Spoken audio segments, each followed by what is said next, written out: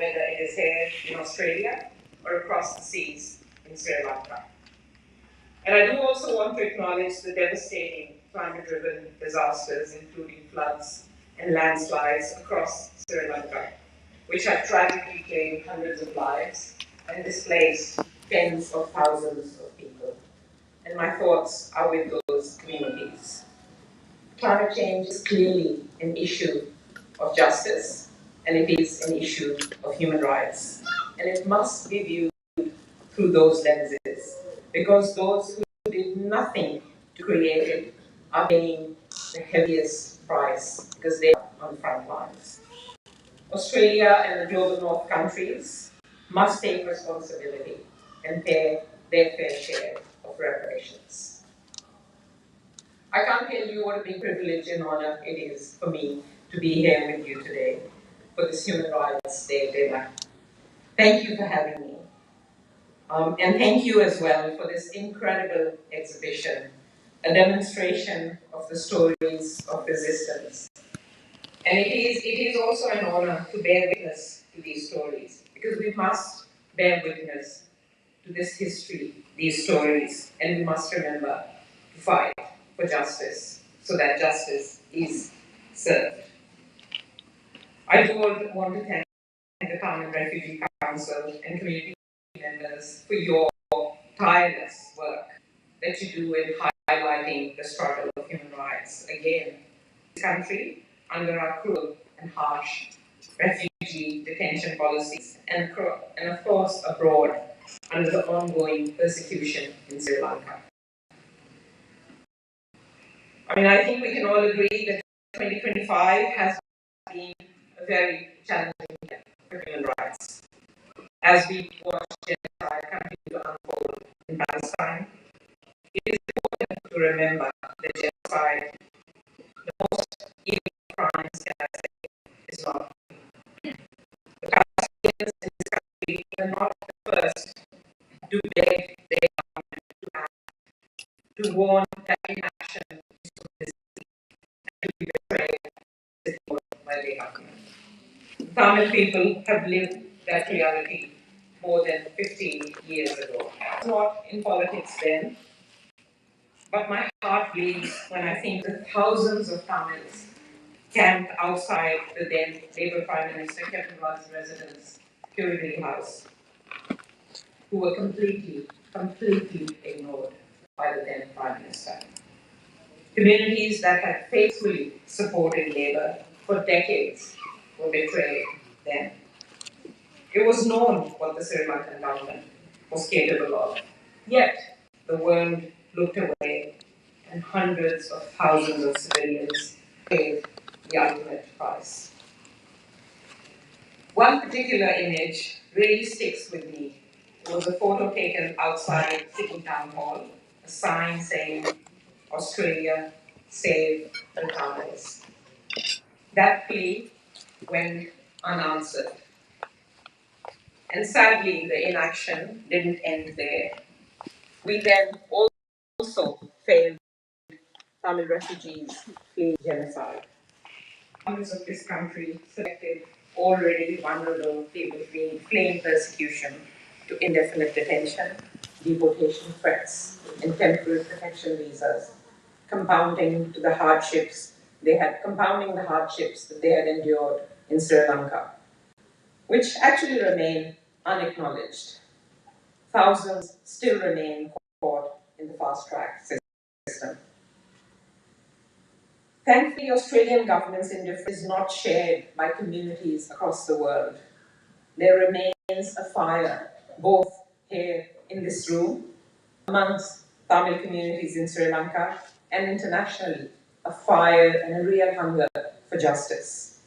Earlier this year, UN Human Rights Chief Volker Turk visited Sri Lanka and noted that the pain and suffering of victims remains palpable, and their demands for truth and justice must be addressed. He said the Sri Lankan government must release military-held land in the north and east, repeal the Prevention of Terrorism Act, and release long-term PDA prisoners, some of whom have now been in jail for decades. So tonight, as we mark International Human Rights Day, I do want to honor all those who have been resisting in Sri Lanka, in here, all those human rights defenders around the world who have been targeted by forces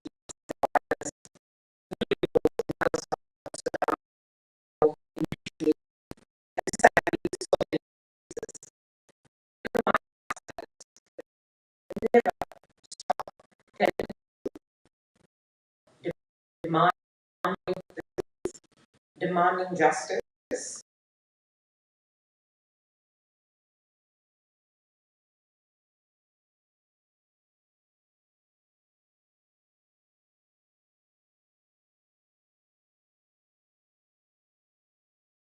And I am very proud to be part of a party where standing with the oppressed is in our DNA.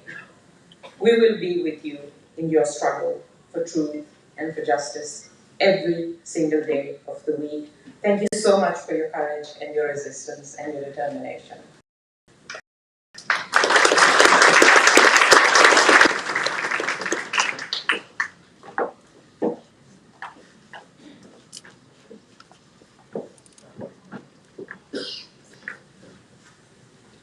Thank you, Senator Maroon Faruqi. When we see groups marching openly with hate signs, chanting against migrants, we must recognize what it truly means.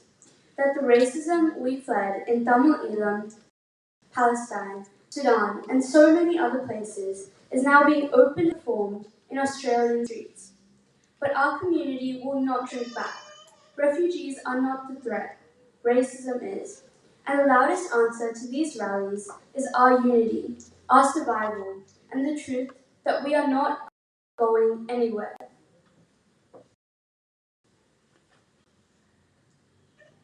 நன்றி senator மேரி ஃபாரிக் அவர்கள்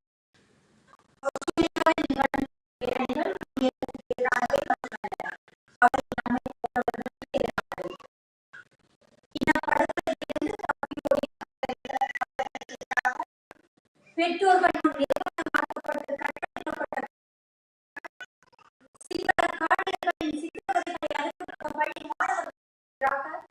ஊனமுற்ற சமுதாயமாக உறவுகளுக்கு எதிராக போரை மட்டுமே அறிந்து வளர்ந்த குழந்தைகளுக்கு எதிராக நம்பிக்கையுடன் இங்கு விரோதத்தை மட்டுமே சந்தித்த ஒவ்வொரு அகதிகளுக்கும் எதிராக எங்கள் சமூகம் பின்வாங்காது அச்சுறுத்தல் இந்த பேரணிகளுக்கு மிக முக்கியமானது நமது. Our third speaker is Dr. Andrew Charlton, a respected figure in public service whose work has consistently championed multiculturalism, justice, and the well-being of diverse communities across Australia. Over the years, Dr. Charlton has shown strong and unwavering support for the Tamil community, speaking out on the need for accountability, recognizing the suffering endured by Tamil people, and standing with us in our cause for truth, dignity, and justice. Although he cannot join us in person today, he has written us a letter which I will read out soon. Dr. Andrew Charlton அவர் பொறுப்புக்கூறலின் அவசியத்தை பற்றி பேசுதல், தமிழ் மக்கள் அனுபவிக்கும் துன்பங்களை அங்கீகரித்தல், உண்மை, கண்ணியம் மற்றும் நீதிக்கான எங்களுடன் துணை நிற்கும் ஒரு உணர்வாளர். டாக்டர் ஆண்ட்ரூ சார்ல்டன் பொது சேவையின் மரியாதைக்குரிய நபராக உள்ளார். ஆஸ்திரேலியாவில் முழுவதும் கலாச்சாரம், நீதி மற்றும் பல்வேறு சமூகங்களின் நல்வாழ்வை தொடர்ந்து ஆதரித்து வருகின்றார். தமிழ் சமூகத்துக்கு வலுவிக்க முடியாத ஆதரவை காட்டியுள்ளார். இன்றிரவு அவர் நேரில் எங்களுடன் சாலும் இந்நாளுக்கான உரையை நாம் கேட்போம்.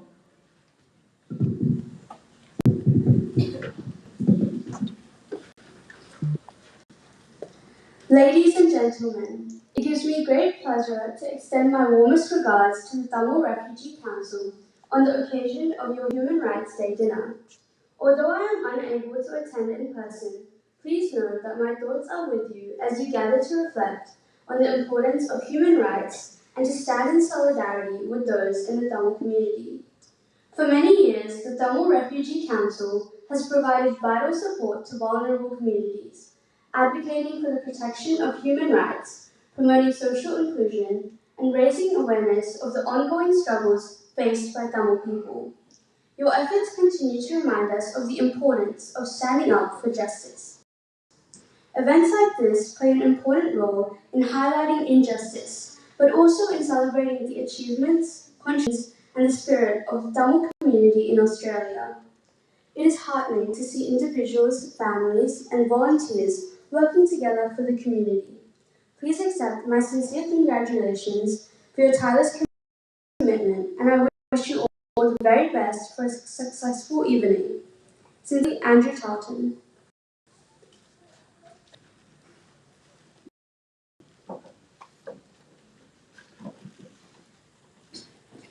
We thank Dr. Andrew Charlton for his message of solidarity. His words reaffirm that for truth and justice is not forgotten. When leaders publicly acknowledge the pain Tamils have endured, the persecution, to the continued denial of our rights, it strengthens our fight and reminds us that justice requires both political courage and moral clarity. Tonight, his message stands as a reminder that we are not alone in this struggle, and that solidarity from leaders can help turn truth into action. இன்றிரவு அவரது செய்தி உண்மைக்கும் நீதிக்கும் நமது சமூகம் மேற்கொண்ட போராட்டம் மறக்கப்படவில்லை என்பதை அவரது வார்த்தைகள் மீண்டும் உறுதிப்படுத்துகின்றன. இந்த போராட்டத்தில் நாம் தனியாக இல்லை என்பதையும், அனைத்து அகதிகளும் நிரந்தர பாதுகாப்பு மற்றும் தொடர்ந்து போராடுவதற்காக நமது உறுதிப்பாட்டை வலுப்படுத்துகிறது. நன்றி doctor Andrew Charles.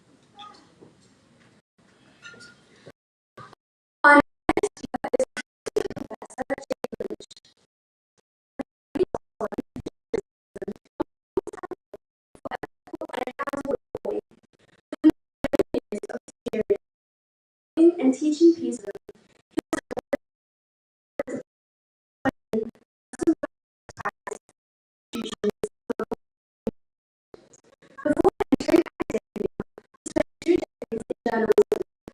As a political please join me in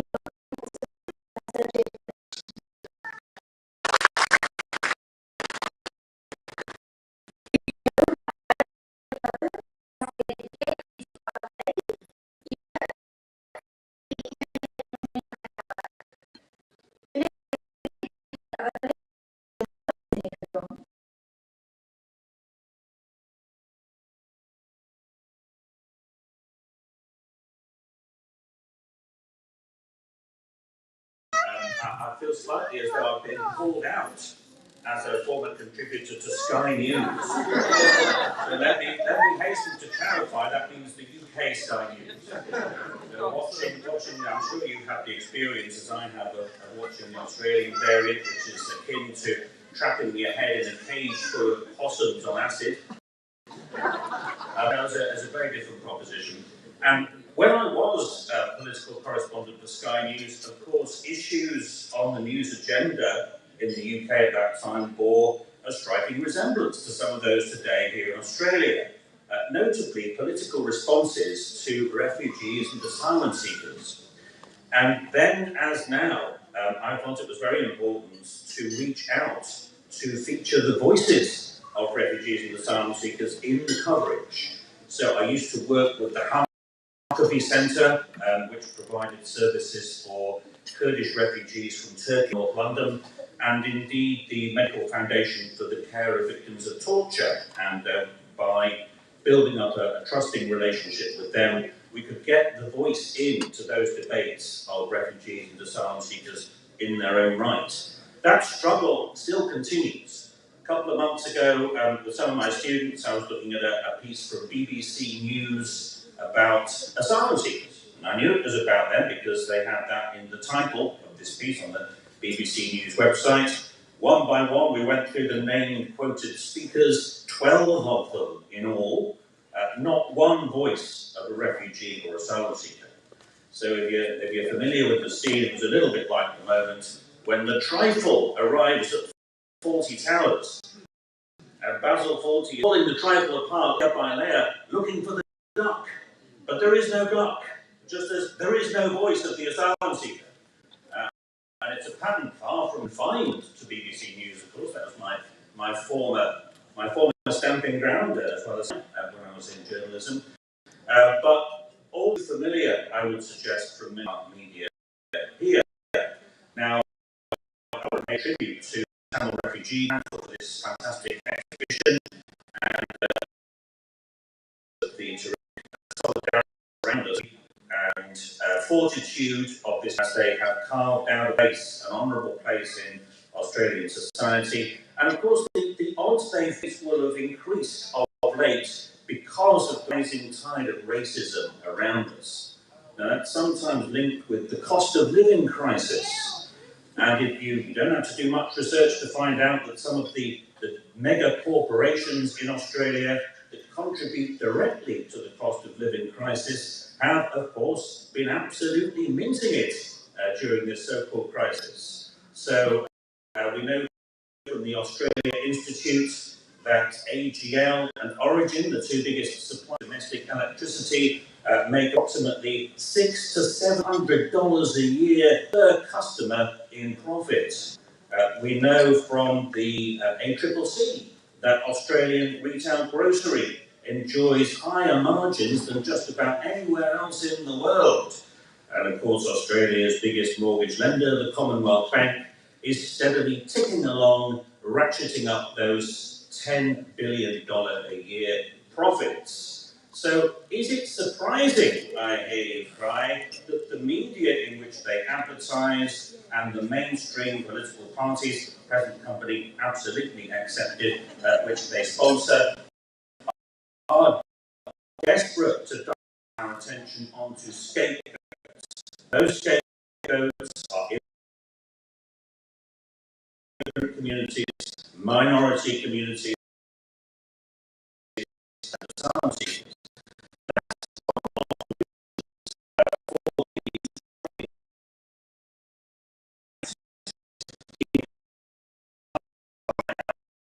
So I'm not going to talk to me at any point this evening about a campaign that we're hatching with the Sydney Peace Foundation to work with the trade union, the Movement and Arts Alliance, and also groups such as Tamil Refugee Council, where we're here tonight, of course, enjoying your hospitality. And the idea, the governing principle for that campaign is going to be nothing about us without us. Where is the voice of the immigrant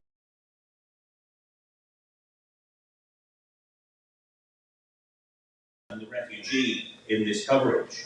Now, the reason why we do that is because there is at least a little bit of research to show that a lot of people are activated into a far different response, an empathetic response, a compassionate response, if they have someone's story to relate to. And that's really what's at stake in the presence or absence of those stories in media coverage of that kind of segment of issues in our society. So that's where we're headed. I think overdue. It needs to be applied as a periodic corrective. Who might then even see a bit of improvement in the good old Australian media. Thank you.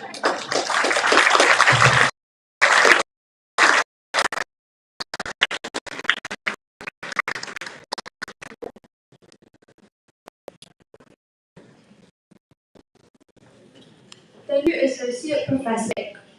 Jake's work stands at the heart of a truth, because journalism is not merely a profession.